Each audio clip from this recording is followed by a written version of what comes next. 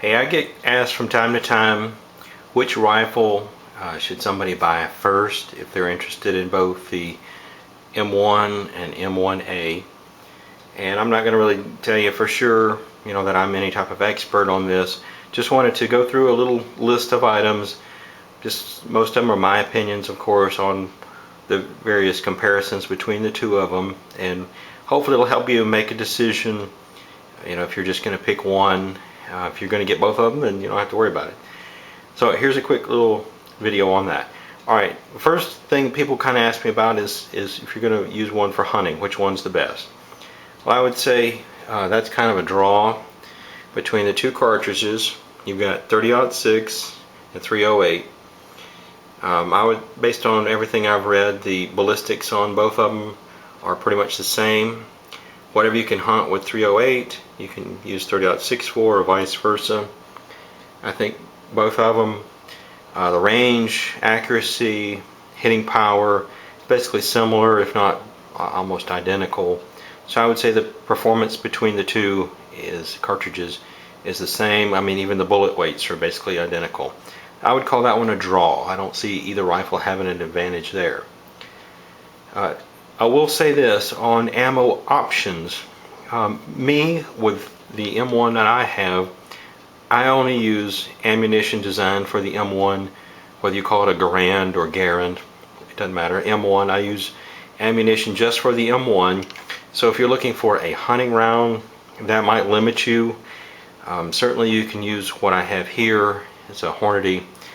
But if you're looking for something else, it might limit you. Don't really have that type of limit on the 308. There's a lot of different variations of that ammunition for hunting, or all different types of bullet weights. So I would give that, I'm going to call that ammo options. I'm going to give a slight edge to the M1A. I think you just don't really have any restrictions. As long as it's good quality 308, it's going to shoot it. Next category is weight. Both of them are full-size rifles, a full-length barrel, wood stocks, all steel. If you're looking for a lightweight rifle for hunting, don't look at these. They're both pretty heavy, and I would certainly recommend you need a sling for both of them for carrying them in the field. So I don't see either one having an advantage here.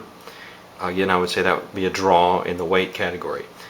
Accuracy, I don't really know. I'm never really went down to the range and shot these back to back, so I can't really say from my own experience which I think is more accurate. However, based on everything I read about them, other people's experience, both of them have a reputation for being accurate at long range.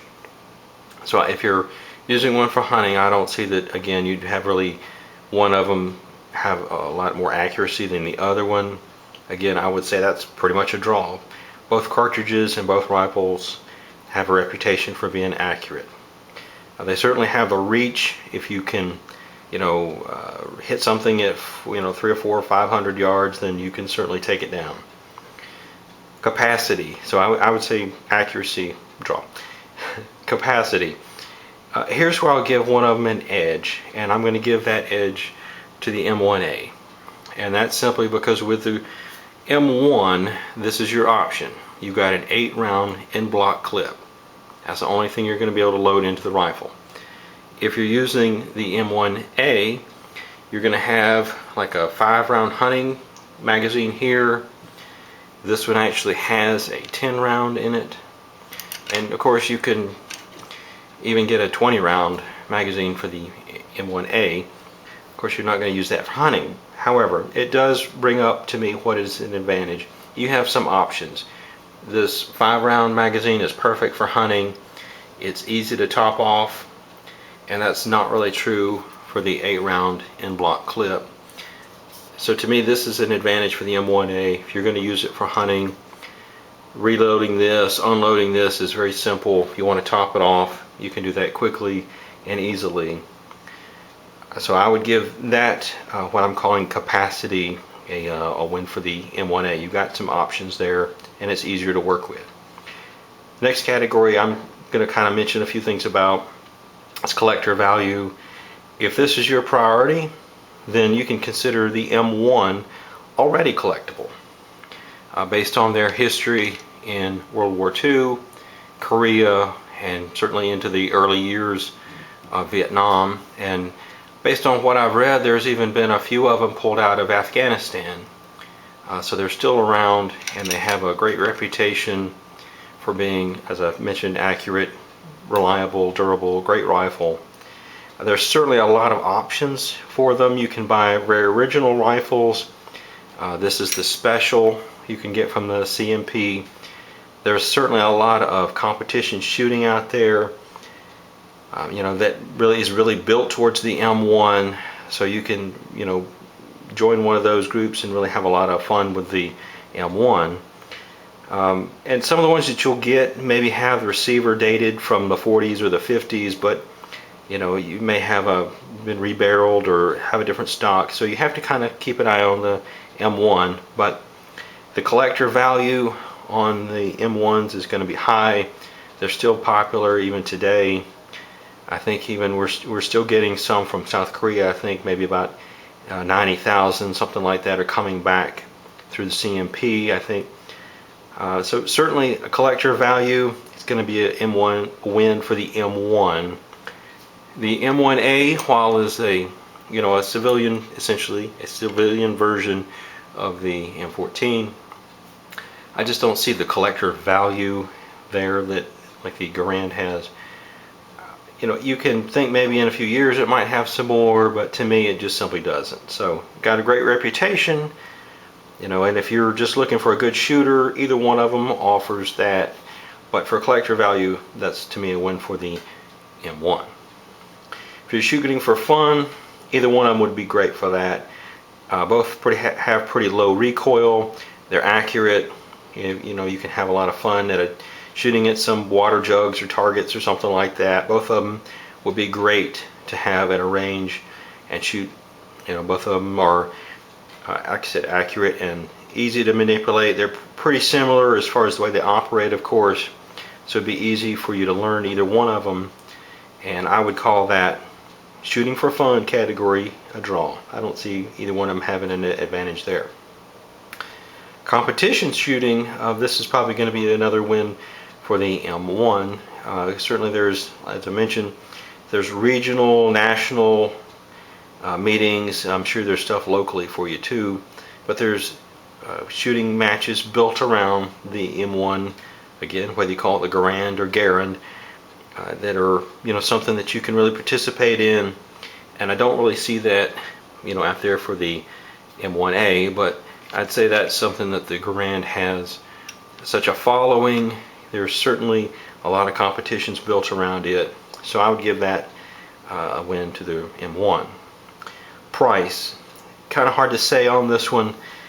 In some ways there's some M1s that are very, very valuable, and it depends on which one you buy. The specials maybe around $1,000. Other models, whether it's collector grade, service grade, for example, through the CMP, can be maybe $500, $700. The M1As are hovering somewhere around $1,500, $1,700, I guess at this point. I've seen them over $2,000. But either way, I think both of them have a value for the owner. They're kind of like a rifle to me that you just buy and hold on to for the most part. So you got some options out there. Certainly you can find used models of both, but right now I would say this one is in the maybe $1,000 range. This one's in the maybe $1,500 range, if you buy one new. So I would give maybe a slight edge in that one to the M1, because you can find some cheaper models. Like I said, this is a $1,000 rifle, and it's got the receiver from 1944. It's got a new stock, new barrel, new handguard, and it's ready to go from the CMP. There's no questions about it. To get something similar, you're going to have to spend about $1,500 or so to get that in the M1A. So either one, both of them, shop around, see what's out there, but I'd give maybe price a slight edge to the M1. So overall, I would give the draw category about 4. There, there's some things that really I can't decide between both of them. The M1 has probably about 3 wins. The M1A has about 2 wins. So if you're thinking the M1 wins, then I guess you can. Personally, I might give overall edge, just to me, to the M1A.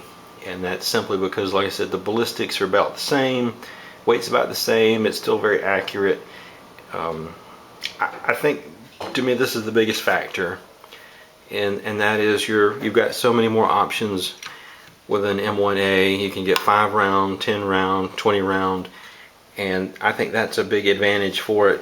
I think it'd be easier for most shooters to unload and top off a magazine than it would be to try to do that with the M1A.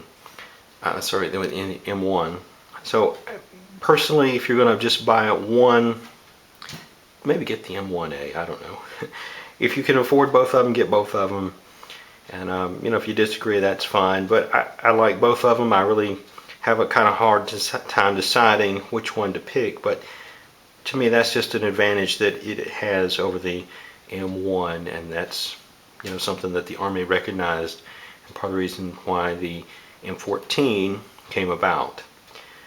So hopefully that gives you a few things to think about. Like I said, just kind of covering some topics: hunting, collector value, shooting for fun, competition shooting, price. That's the things that I think about if you're looking to pick one of these rifles. Sit down, go through the list of whatever list you want to come up with, decide what you think is best for you. If you can go to the range, shoot one, try them there, go look at them at the stores or gun shows. Maybe your friends have one, and that'll be the best way you can pick. If you can get one at a good deal, whichever one you like, hey, do it. That's what it's all about. So hopefully this will help you think about some things. And like I said, I'm no expert, not trying to be one. Just wanted to throw some things out for you to think about. So hopefully it'll help you.